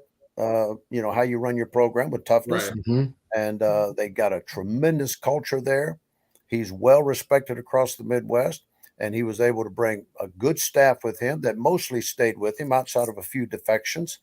And then Marcus stayed 4 years, became one of the hottest young coordinators in the country. And but scheme wise, even he brings the Ohio State defense down, 4-man Right. line. Right. And I was just in his office 2 weeks ago, and he reminded me of the fact. He says, "Coach, I brought my defense down from Ohio State. Man, we were good. We knew what we were doing. We got our butt ran in the ground with this conference, spreading everybody out. We had to revamp and go to a 3-man front. Right. Now a 3-man line primarily. Okay, they interject 4, but they're a 3-man 33 nickel type team to compete with the American Conference style of offenses, and they've since become then the number 1 defense in the league every year. Same thing Sure. John Haycock did over at Iowa State. He took a 4-man line front first year. They almost got fired, and after that, 33 nickel. There's just a lot of guys that something works. When I came from Notre Dame, it's so fun. I'm coaching Bert and those guys at Notre Dame, right? We never give up a 100-yard rusher, never give up 100 yards total rush. We had 88 yards a game rushing in 93, I think. And I get to Cincinnati, and I lost count by the end of the year how many yards we gave up rushing. And I was following the same defenses, right? But Wow. this. But we had to adjust. We had to adapt. But he has done a great job building a culture there that's second to none. Okay. Well accepted in the city. He's turned money and fame doesn't mean anything to him and his wife, Amy. And so they've turned down all kinds of jobs. He turned down Michigan State, turned down this, turned down that. He has not played that game, and he's been patient enough to now all of a sudden Cincinnati's in the Big 12, in 2 years. Right. So they need to pay him like he's in the Big 12. They got $100 million campaign going on there now to keep building to catch up with the Big 12. Right. So I think he'll ride it out. I mean, I really think he's destined to stay. There's only one job he would leave for, and that's Ohio State. Wow. That's interesting. Yeah. I think he would have taken the Notre Dame job if the things were been different. Timing would have been different. Sure. But they lucked out because they got Marcus. And I think he's a rising star. I really do. That's great. Hey, Bert, being in the Phoenix area, having a chance to participate in a Fiesta Bowl, I mean, what is the Notre Dame team and Oklahoma State, what do they look forward to kind of coming to the bowl game? The first thing they look forward to is great weather. And that's the big thing why you have the game here in Phoenix, because it's probably going to be in the 60s, 70s. You have to go outside, and you're going to be practicing at a local high school. I think Notre Dame's practicing at Gasparilla. Okay. And the team I'm familiar with, my son's team beat them in the state championship game, but that's a story for another day. But you get, I mean, my son, hey, it is what it is. But you get the great weather. There's lots of young people here. It's a very young, vibrant city. Okay. ASU has, I believe, 75,000 kids. Wow. So there's a lot of things to do for people of their age. Okay. And I just think with the atmosphere here and the weather, it's a perfect mix. And I think with Notre Dame coming here so many times for Fiesta Bowls, right? When we were here, it was at Sun Devil, but now it's at State Farm Stadium out there in Glendale. So it's a little bit of a different atmosphere there, but it's still well run. They put a lot of resources into it, and there's going to be lots of activities for both teams to do, and I'm excited. Obviously, having my alma mater in my backyard, I know there'll be a lot of former players here, just mingling in the city and all that kind of good stuff. And so I'm excited to see a lot of old faces and hug a lot of necks and be socially responsible. Obviously, with the pandemic still being an issue and what it is, you have to be a little more responsible, but I'm just looking forward to the atmosphere that week and seeing a lot of faces and hopefully Notre Dame will take this as a business trip and come down ready to set the tone with the Marcus Freeman era and get that off to a great start with the win. I think that's absolutely fabulous, Coach. We're going to end with you. You talked a little bit about kind of knowing Marcus Freeman. Can you kind of give me your take on kind of what you've seen in him, maybe the last 9-10 years? I've known Marcus since he played high school football. Okay, at Wayne Wow. High School. Saw him sign and go to Ohio State. Okay. Got a little short career in the NFL. Then he went into coaching because an injury set in. And I've always heard Marcus Freeman's name in the coaching circles. Had never really met him as a coach. I saw him as a player. And when Luke gets that job at Cincinnati, that's the first guy. So you got to think about their relationship. He was Luke was his position coach, his mentor. They're now like best friends, not father son, but I'm talking about co-best friends of head coach DC, and that lasted for 4 years. It's ironic that they split, and Luke got the best of him at Notre Dame, and that's what catapulted, him into the playoffs. But this guy, I've sat in his staff meetings. I've watched his demeanor on the sidelines. I think, when you just say, does a young guy like this, kind of a whiz kid, do they have the X factor or the it factor? And I just want to give Marcus credit that he's got the it factor. I think he's got a sensitivity about him. He's got a calmness about him. He's got just enough air about him, but it's very humble. You look at his mom, his father's African-American, I believe, and his mother's Asian. Well, who does that? She's Korean. Yep. Who does that remind you of? Right. Yeah. Tiger Woods. Right. Very similar. I mean, when I look at Marcus, I don't say it's Tiger Woods, but there's a figure there that's got a little bit of a mystique to him. Okay, and a little bit of a presence about him. And I give him all the credit in the world. I really do. Mentally, he'll put together. And I was talking to Eric Hansen and those guys up at the Blue and Gold and the papers about the fall. And, because they got off to kind of a shaky start. They could have lost a couple of games real early. But I said, look, just give Marcus time. He's running an entirely different defense than Clark Lee, who I'm working with down here at Vanderbilt, with my son. I mean, Clark was the straight arrow, the 4-man front guy, and did everything good, followed Mike Elko, and it all worked. But I said, Brian Kelly said, okay, that worked. And now let's get the new guy on the block and give him a time and a chance to incorporate. So now they're doing more 3-man fronts, and Florida State about ripped it apart, and then each week got a little bit better. Then judge them on the last 4 or 5 games on defense. I mean, they're like one of the best defense in the whole country. Sure. Yeah. With shutouts and everything. And Cincinnati is like top 5 in scoring defense. And I say that because they're still just doing the same things Marcus left. He's going to Notre Dame, and he's going to end up doing it with better dudes up there. And I don't think their recruiting's even gotten started. I mean, I really do. I just read an article where, and it was a little bit of a jab, to be honest with you, BK, when they said this head coach is going to become the point man on all recruiting. He's going to be the central figure that gets to know every guy, calls every guy. Every kid will have his phone number. If he wants to talk to me, he'll get to me. And that wasn't happening with Brian, and it doesn't happen to all head coaches. But Brian did a great job there. But what I was telling you real quick, the other story was when Cincinnati went 12-0 and Brian got that call to go to Notre Dame, he calls me up and all that stuff. He goes, the people at Cincinnati just wrung his neck, like, how can you leave us? That's right. Just how can you leave us? And they've had a hard on for him since then, really, because of that. They're kind of naive, but that's the way it was. Who did Cincinnati have to beat that punched their ticket to the playoffs? Of course. Exactly. Right? It's like payback. Revenge. But no, anyway, I think Marcus will do a great job. I thought it was a great job by Jack to name him. The timing worked for Marcus. There's no doubt about that. But, I mean, you see the reaction of those players when they named Marcus the head coach. Right. It's like anything. Right now it's the party and the honeymoon. He'll be judged a little bit of what happens out here in another week, with Okie State. But I just think give him time. They salvaged and kept a good, strong recruiting class in spite of the defection of the coach. And all the coaches, it's always a testament. Remember when Nick Saban left Florida State, when Nick Saban left Michigan State, 99 December, he goes and gets the LSU job, and he sends a plane to Lansing and says, anybody that wants a job with me at LSU, get on that plane at 5:00 today. Nobody got on that plane. Wow. Nobody, except a young Adam Gase. Okay. But Wow. it came back empty. That's how Nick ended up getting Jimbo Fisher, because he was working with me at Cincinnati. He told me the whole story. That's another day. But he had to start from scratch, is my point, to build a staff. I'm on the Right.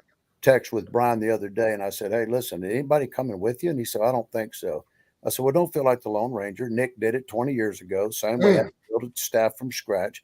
But the point is, on the flip side, who did these coaches elect to stay with? Sure. Right. One, I think they wanted to stay with Notre Dame. Okay. Tommy is a Notre Damer. The strength coach was telling, because he's only been there with Brian for about 4 years. But he said, no, I'm staying. I know my bread's buttered, and I love these kind of kids. They're unlike any other kids in the world. You guys know that. I'm talking to two of them. And this guy will do a great job, as he's already done for years, with the new approach to strength and culture and everything else. And then Tommy steps up and said, by God, I'm staying. I don't care if Mark gets a job. I hope he does, but I'm staying. Right. You know what? They're all staying.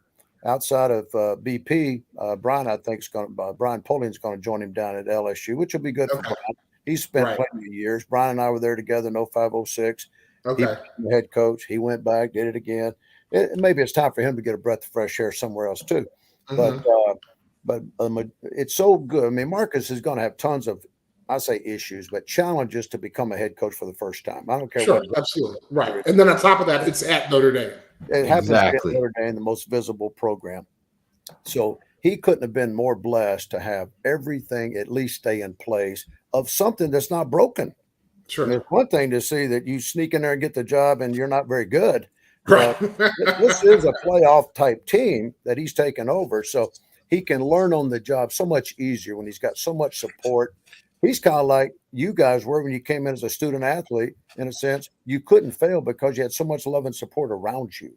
Right. That's the way I feel he's got it as a rookie head coach. He's got support now around him. Things are in place. He's got a great president. He's got a great AD. He's got a good coaching staff that's got continuity. He's got players that love him. He'll be the only one that can screw it up, because it's right. And I trust he won't do that. He'll learn. Remember when Pat Fitzgerald had to take over Northwestern, right? Yeah. It's the similar story. It was unexpected, right? It took the what's his name passing away suddenly of a heart attack for him at 33 years old to get elevated into his dream job, probably 5 years earlier than he deserved to be. Right. Exactly. And, same with Marcus. He might know was going to be a head coach at a major at 35, but it happened. Yeah. It's not so make advantage of it, take advantage of it. And I know he will do that. He's he's a cerebral, he's a caring guy. He's the player. I think the player's reaction tells you everything about what the guy's made of. Right. Exactly. Well, they stormed the ship, man, when he got that. That's great. Coach Bennett, that was great. Thank you so much for being on. Bert, this is great.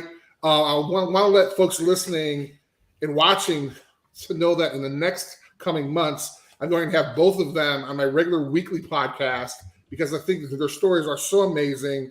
Bert, Phil mentioned kind of your career, and I know there were some situations in the beginning when you weren't sure how it was going to end up, but look where you're at now. So I can't wait to kind of take a deeper dive into kind of those experiences and really kind of what gave you the opportunities, right? I mean, I know it's about working hard, but at the end of the day, you actually could have gone another direction as well. Yeah, let me just say this to Coach Bennett. Coach, I want to personally thank you for giving me that opportunity at school. It was with you recruiting me.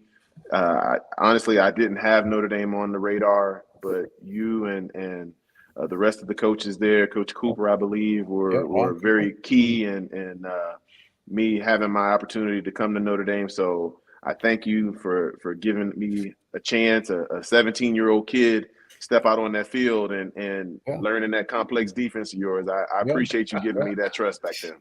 Well, I appreciate you, and I met Chris when I was there and I followed him, but I take so much great pride. I've been so lucky to be at Notre Dame and two different generations of guys. You two guys at 92, 93, and a little bit before and after, and then the group that I went back in 05, 06. All you got to do, and I would challenge all our fans to do that, is to look at LinkedIn. Okay, it's such a business oriented model. You Mhm. know, get your little thing, you know, put your name on it and all that. I get marveled at I got, thank God for social media, to be honest with you. So Facebook and LinkedIn and those things, because it connects us. You know, Sure. it lets us stay in touch with former players, ex players, etc. But I take so much pride and awe when I just scroll down a LinkedIn page at the Domers, okay, at the Domers, and just see how many are out there. And I always say, what are they doing?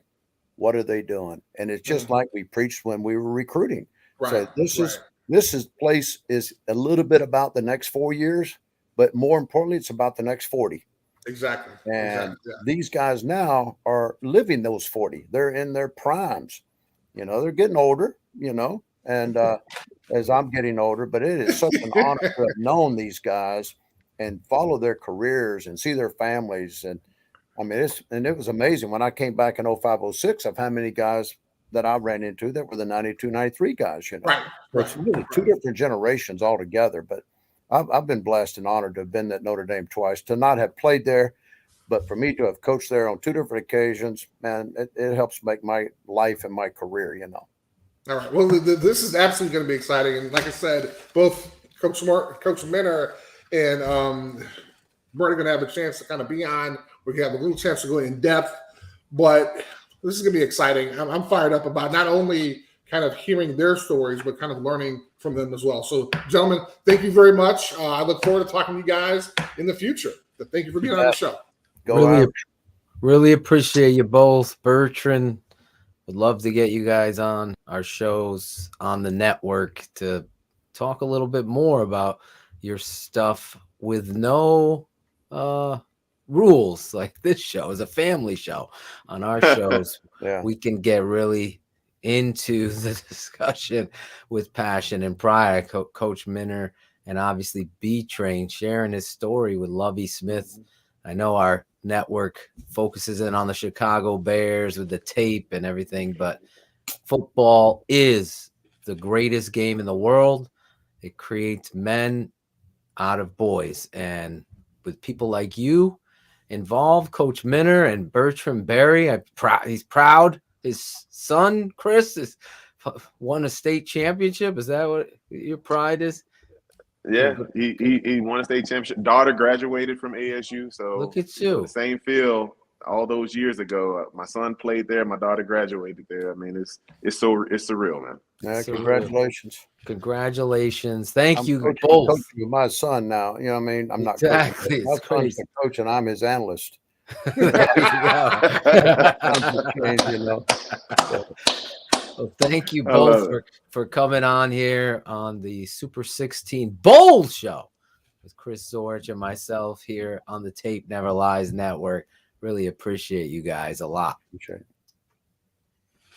Chris, another. Yes, that was awesome, man. And I'm not sure how many bowl games you had a chance to talk about, but no, we're gonna have to having that in-depth conversation of kind of like, you know, how the teams get chosen. I mean, what happens, and I think that's really interesting for folks. And if we can provide that, why not, right? And they can kind of turn on ESPN and see who's doing what. But I think this also gives folks a chance to really understand that maybe that bowl experience is really a great opportunity for these kids to actually play that one last game. One last game. I think Coach Minner knocked it out of the park. There is a reality to football, and dedicating your life to it to get to the point where you have brought this team to get to a bowl game and then deciding that your professional career is more of a priority to you than playing and finishing out something like when he used the kid from Pitt. And I think it's the perfect example that you've decided now I'm going to put myself over my teammates. You only got there because of your teammates. It's a very questionable and selfish act. Finish the story. Finish the story. You've played this way your whole entire life. I think that young man's going to have especially at that position. At quarterback. I mean, if he's a corner, then we can talk. And it's no disrespect to other positions, but let's just face it. There's a reason why each and every draft, NFL draft, you're looking for the next franchise signal caller. It's pretty important. So, and at the end of the day, I mean, a lot of these guys are worried about getting injured. There are insurance policies, and I'm not saying our system is perfect, but if that's an issue, they found a way to address it. And it's not just, hey, one more game out of you. Great point. That, a lot of guys go, well, hey, it's a business, you're being used. But at the end of the day, man, when you get my age, you think about those games, man. You think about, you're not thinking about wow, I was used by Notre Dame. You think about the love you have for your brothers on that team and have the chance to play. And Nick he said it great, right? I mean, who wouldn't give a chance to play one more game with your boys? Are you kidding me? Absolutely. I dream about it all the time. And then, in everything we do here, Chris, as we close this show out, there's no script, there's no bias. Obviously, Chris has a rooting interest based on his he's an alumnus to Notre Dame, a 3-time All-American, drafted in the second round by the Chicago Bears. So, but analyzing and going over these things, that having great guests on here talking about this game, I didn't know what to expect today, but I just sat back and took it all in. Coach Minner is like an encyclopedia. Yeah, that was awesome, man. That was awesome. So that's going to be, and we're going to wrap out. We're going to go out. I'm going to play what Coach Minner was talking about in Coach Freeman being intro to. Okay, give me 1 second. But I want to give you exactly. You're cutting me off. I was giving you the stage. I didn't know what you were doing, man. I didn't. I'm setting this up because we don't. This is what happened. We don't talk. Exactly. We can't talk. So I'm like, I'm gonna end the show with that. But I want to give Chris Zorich his moment to finalize his thoughts. Well, thank you very much. So I'm finalizing my thoughts, and you'll have a chance to. So what I do want to get in is a shameless plug for our next 2 bowl shows. I mentioned before, next Monday, January 3rd, 6 p.m. Central, 7 p.m. Eastern. We're going to do a bowl show talking about the semifinals, what Notre Dame did, and everything else. Then on Monday, January 10th, we're actually going to have an hour pre-show of the national championship game. And I believe that's 7 as well. I'm not sure. Just check our social media. We'll get it out there. And then we're also going to do a post kind of analyzing the game as well. So I think that'll be very exciting. And this was all Phil's idea, because at the end of the season, we're like, okay, now what do we do? You're like, dude, let's do bowl shows. Like, how cool is this? Yeah. And then we'll be live breaking down the national championship game. Me, Chris, will have some guests on to break it all down, what happened, just like we do with Bears Hour Live after the final whistle blows with the Chicago Bears. We'll go live just like that, breaking down the national championship. I want to thank Ron G.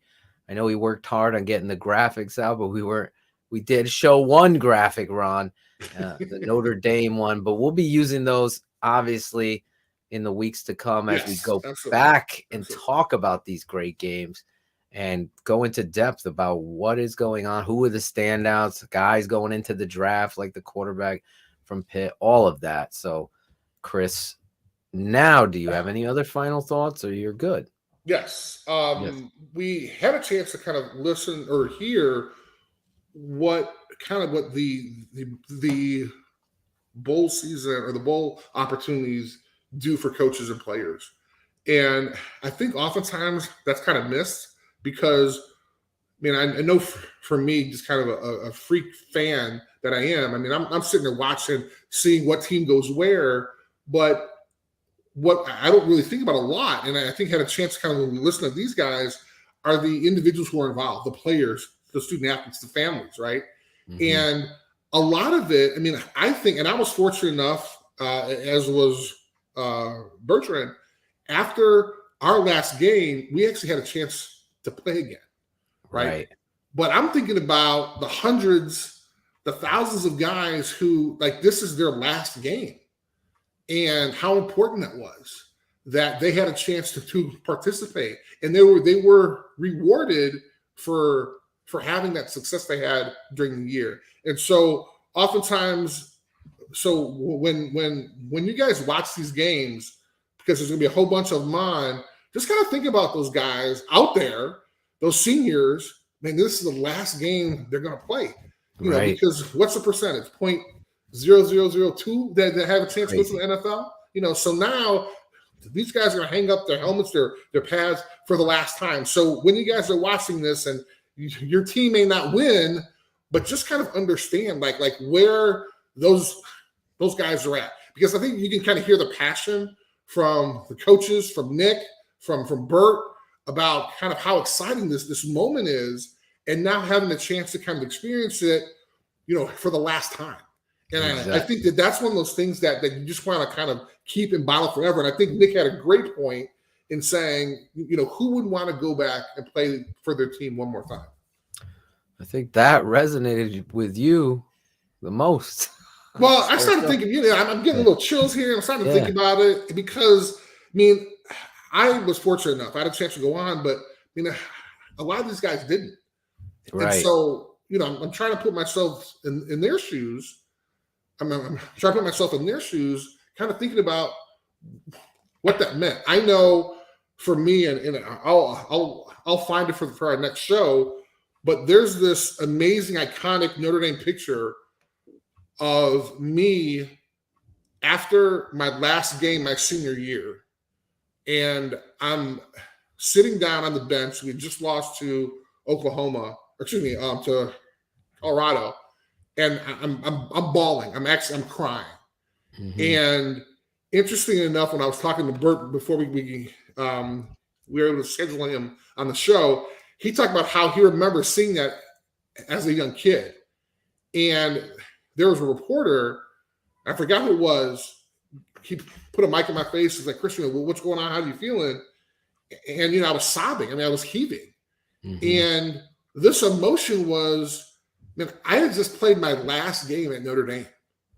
Like, from this kid who thought Notre Dame was in France to, you know, being on the shit squad, getting the crap beat out of me, and having a chance to play, to start, become an All-American, win the Lombardi Award, and this is it. Like I'm done playing college, man. So I'm going to find it because it's really cool. And there's a Notre Dame artist, Kathleen Kiefer, who wound up doing a great image of it. I'll bring it for the next show. But, you know, I'm just starting to think about that. I was like, man, like, how about all those guys? Like, this is their last game. So that's kind of my last thing, is that, you know, when folks are watching these games, I mean, understand that for the majority of these guys, these men that you're watching, this is the last game they're going to play, a game that they've loved, that they've played since they were like 6, 7, 8, 10 years old. And, you know, this is over. So, again, your team may not win, but just kind of enjoy it and watch it for that perspective. He's Chris Zorich, every week coming on this network, breaking it down. Couldn't say it any better than that. I, unfortunately, don't remember my last game. I had a concussion. So there you go. See? But to your point, you know, I wish I could go back and play one more time. And who doesn't, though? I mean, that's anybody. If anybody's put on the pads or helmet, they are in those same shoes, I believe. If they love this game of football, and those of you that have never played, I think are in that. I wish I could play as well. I've heard it my whole life. So great way to end a great show, breaking down bowl season, what it means. You had Bertrand Berry. I want to thank him, Coach Minter, for coming on, spending some time with us, as well as Nick Capillari. Is that how we say it? Capillari. Come on, I mean, he's from your town. Capper or Capar? Right. Capper. Really? Okay, it's Capper. It's not that hard. Nick, we're gonna get Nick back on. I know. I love the next pronunciation of his I remember Nick's dad. And he's a Connecticut kid. Come on, man. My dad, I know, knows them. So great show. We're gonna go out watching how Marcus Freeman gets responded, what Coach Minter was talking about. as we set you up for the bowl season. We'll be live on Bears Hour Live Monday night, tomorrow night, as Bears face off against the Minnesota Vikings. I'm sure that'll be a lot of fun, a lot of enjoyment going on there. Be nice. I'll throw a few Chris Zorich shout outs there, and we'll be back here breaking down all the bowls as they transpired and getting you ready for the national championship. We're extremely proud of you guys on your focus and your ability to lock in all week long this week, okay? It was awesome to see, awesome to be a part of. It shows who you are, your DNA, your mental toughness, your physical toughness, the way you compete, the way you care about each other. Okay, that's what this team run is going to be about. Competing, getting after it with mental and physical toughness, and being the best in the country at what we do. So we ready to do that? Yes, sir. All right, so what I'm going to do now, okay, because you're a brand new head football coach.